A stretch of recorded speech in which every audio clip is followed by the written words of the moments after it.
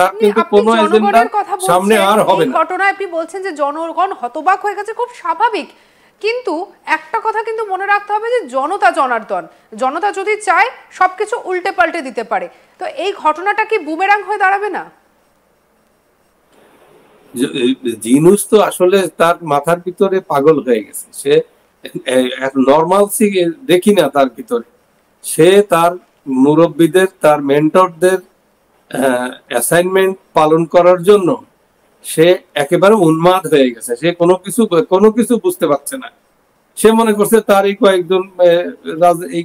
কয়েকজনের সাথে আমি আলোচনা করলে, কথা বললে দেখি আর কয়েকদিন কাটানো যায়, এইগুলো সে অপচেষ্টা চলছে তার। তো আমার দৃঢ় বিশ্বাস সে একেবারে একজন নোবেল লরেট যে ইতিহাস রচনা করবে বেইজ্জত হয়ে, সারা পৃথিবী দেখবে। সে বেইজ্জত না হওয়া পর্যন্ত, তাকে একেবারে ঘাড় ধাক্কা না দেওয়া পর্যন্ত, পাবলিক এসে তাকে ঘাড় ধাক্কা না দেওয়া পর্যন্ত সে যাবে বলে তা মনে হচ্ছে না। এগুলো সাধারণ পাবলিক বুঝে যে সে কাজগুলো যা করছে তার আন্ডারে এই দেশটা ধ্বংস হয়ে গেছে। বাংলাদেশটা একেবারে একটা মগের রাজত্ব কায়েম হয়েছে, একটা মগের মুল্লুক হয়ে গেছে, একটা জঙ্গি দেশ হয়ে পরিণত হয়ে গেছে, সারা পৃথিবী বলছে। তারপরে সে বোঝে না এটা, যেখানে সে টেক ওভার করতে পারে, তবে সে টেক ওভার করতে চাইছে না। সে গণতান্ত্রিক ধারাটাকে বজায় রাখতে চাইছে। আমার মনে হয় যে সে চাইছে যে ইউনুসকে দিয়ে তো আর নির্বাচন হবে না, ইউনুসকে সে, এবং আমার মনে হয় যে রাজনীতিবিদদের সাথে কথা বলে বা একটা কিছু করে ইউনুসে একটা নতুন টিম তৈরি করবে। সেই নতুন টিম এসে তিনি 30 দিনের ভিতরে একটা নির্বাচন দিয়ে দিবে, এটা হতে পারে।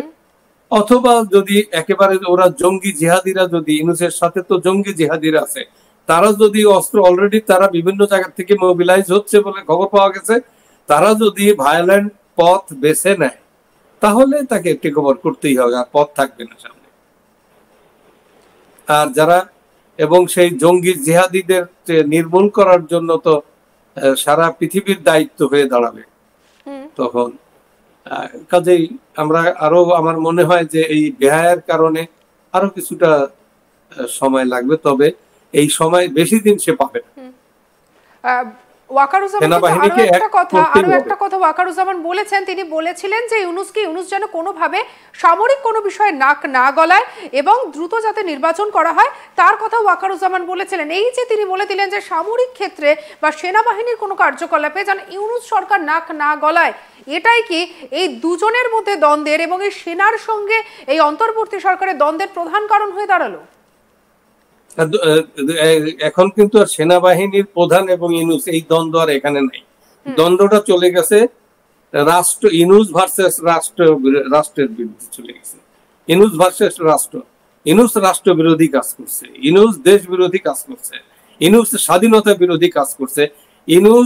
ইউনুসের লোকেরা ক্যান্টনমেন্ট উড়িয়ে দিতে চাইছে, ইউনুসের লোকেরা পাকিস্তানের সাথে যোগাযোগ করছে, পাকিস্তানের আইএসআই এসে তাদেরকে ট্রেনিং দিচ্ছে। এখন আর কোনো কিছু বাকি নাই। এখন অ্যাক্ট করার বা রিয়াক্ট করার জন্য আর কোনো কিছু বাকি নাই। এখন দেশ রক্ষার জন্য সেনাবাহিনী তার দায়িত্ব পালন করবে, তাকে এগিয়ে আসতেই হবে।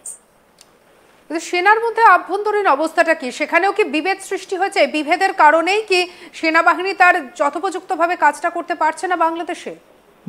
বিভেদটা হয়তো ছিল, কিন্তু গত 21 তারিখের যে অফিসার্স অ্যাড্রেস সেনাপ্রধান করছে, সেই অ্যাড্রেসের যে ইয়াগুলো আমরা দেখছি, একেবারে সেনাবাহিনীর পূর্ণ সমর্থন নিয়ে সে ওই কথাগুলো বলে দিয়েছে। তার ওই যে বক্তব্য যে কোনো করিডোর দেওয়া হবে না, পোর্ট দেওয়া হবে না, নির্বাচন দিতে হবে, ওই মব ট্রায়াল চলবে না, কোনো সহিংসতা চলবে না। এবং তার কথার পরের থেকেই কিন্তু আর্মি ডিপ্লয়মেন্ট শুরু হয়ে গেছে। সারা বাংলাদেশের স্ট্র্যাটেজিক পয়েন্ট গুলোতে আর্মি ডিপ্লয়মেন্ট শেষ, আরো রেডি আছে। তো সেগুলো হচ্ছে, এটা দেখে মনে হয় না যে ওয়াকারুজ্জামান পিছিয়ে গেছে বা থেমে গেছে, এটা কিন্তু তার অ্যাক্টিভিটিজে মনে হচ্ছে না। সে তার পজিশন নিয়ে নিছে। এখন কখন ঘোষণা দিবে, কখন রিয়েল অর্থে কাজটা শুরু হবে, এই আপদটা কখন যাবে সেটা আর কি আমরা জাস্ট একটু সময়ের ব্যাপার হয়ে গেছে। যেহেতু একেবারে বিশ্ব বেহায়া, এর কোন এই বেহায়ার আর কোনো ডেফিনেশন খুঁজে পাই না। তার মানে লাজ লজ্জা বলতে কিছুই নাই। সে সে বোঝে না যে সে কি কাজ করছে, তার বিরুদ্ধে কি হচ্ছে, সে দেশটাকে ধ্বংস করে দিচ্ছে। সে এটা কি বলা যায় বলেন তো, একটা একেবারে আমরা ভাষা হারিয়ে ফেলছি যে তার বিরুদ্ধে। তারপরে সে বোঝেই না, এমন ভাব করতেছে, প্রিটেন্ড করে যে সে কিছুই হয় নাই, এখানে কিছুই হচ্ছে না, এ উন্নতির শনৈ শনৈ উন্নতির দিকে নিয়ে যাচ্ছে।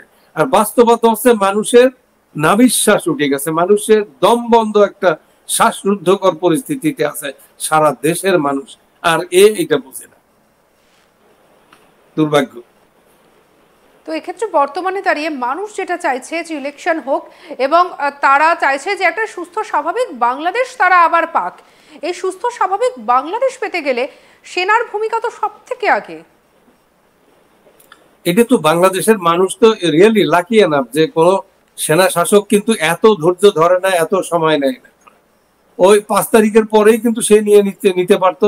তাতে জঙ্গি জিহাদিরা, তার ইনুসের লোকেরাও কিন্তু ওরা যারা ছিল, ইনুস তো তখন আর আসতে পারতো না। সে ক্ষমতাটা নিয়ে নিলেই সেটা that would have been the wiser course. দেশটা সেভ হয়ে যেত, দেশে এত লোক মারা যেত না, এত লোকের চাকরি যেত না, এত নারীরা এত অসুবিধার পড়তো না, ইকোনমি এভাবে ধ্বংস হয়ে যেত না। টোটাল ইকোনমিতে একেবারে কলাপস করে যাচ্ছে। বাজারের যে অবস্থা, আমার হাজার হাজার শিল্প কলকারখানা বন্ধ, শ্রমিক বেকার, শ্রমিকের বেতন নাই, কি অবস্থার ভিতরে চলছে। তারপরে সে নির্বিকার। এই লোকটার মানে এটারে বিশ্ব বেহায়া, কি যে ভাষা এটা, এর যে কি ধরনের লোক, এর কি ধাতু দিয়ে আল্লাহ তৈরি করছে, আই ডোন্ট আন্ডারস্ট্যান্ড। তো এক্ষেত্রে বর্তমানে দাঁড়িয়ে তাহলে কি করণীয়? বাংলাদেশকে বাঁচাতে গেলে ঠিক কি করতে হবে? বাংলাদেশকে বাঁচাতে গেলে কিন্তু আমি একটা কথা বলবো যে যেহেতু বাংলাদেশের জন্মের সাথে ভারত জড়িত, আর ভারতের যে ভৌগোলিক যে বিষয়টা, একদম বাংলাদেশের শিক্ষা, সংস্কৃতি, ব্যবসা বাণিজ্য যা কিছু আছে। আমি তো বলছি, আমার বাবা কলকাতায় বিয়ের সদাই করতে গেছিলেন, এখনো দেশের লক্ষ লক্ষ মানুষ যায় ট্রিটমেন্টের জন্য। সেখান থেকে তাদের সহযোগিতা, তারপরে এই যে চিকিৎসা, তারপরে এডুকেশন, কত কি সহজ, হাজার প্রকার সহযোগিতা আমাদের সাথে আছে। আমাদের কালচার, এই দেশটা তো, ভারতবর্ষটা তো একসময় একটা ছিল, এটা তো আমাদের, আমরা সকলের একটা দেশ ছিল এটা। ভারতবর্ষ কিন্তু তার দায়িত্ব এড়িয়ে যেতে পারে না।